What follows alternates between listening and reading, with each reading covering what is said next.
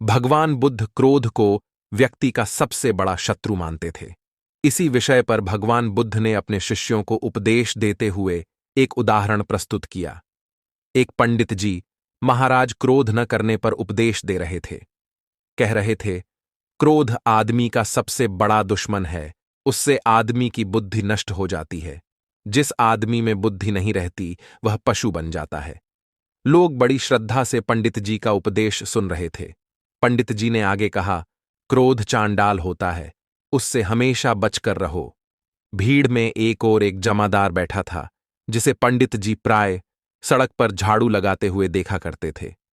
अपना उपदेश समाप्त करके जब पंडित जी जाने लगे तो जमादार भी हाथ जोड़कर खड़ा हो गया। लोगों की भक्ति भावना से फूले हुए पंडित भीड़ के बीच में से आगे बढ़ रहे थे। इतने में पीछे से भीड़ का रेला आया और पंडित जी गिरते गिरते बचे। इस धक्के में वे जमादार से छू गए।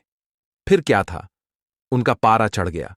बोले, दुष्ट, तू यहां कहां से आ मरा? मैं भोजन करने जा रहा था, तूने छूकर मुझे गंदा कर दिया। अब मुझे स्नान करना पड़ेगा। उन्होंने जमादार को जी भरकर गालियां दी। असल में उनको बड़े जोर की भूख लगी थी और वे जल्दी जल्दी यजमान के घर पहुंचना चाहते थे। पास ही में गंगा नदी थी।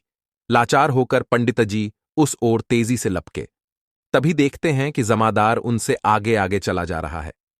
पंडित जी ने कड़क कर पूछा, क्यों रे जमादार के बच्चे, तू कहां जा रहा है? जमादार ने जवाब दिया, नदी में नहाने। अभी आपने कहा था ना कि क्रोध चांडाल होता है। मैं उस चांडाल को छू गया, इसलिए मुझे नहाना पड़ेगा। पंडित जी को जैसे काठ मार गया। वे आगे एक भी शब्द न कह सके और जमादार का मुंह ताकते रह गए। भगवान बुद्ध की कथा सुनकर शिष्य अपनी हंसी न रोक सके और सभी खिलखिलाकर हंस दिए।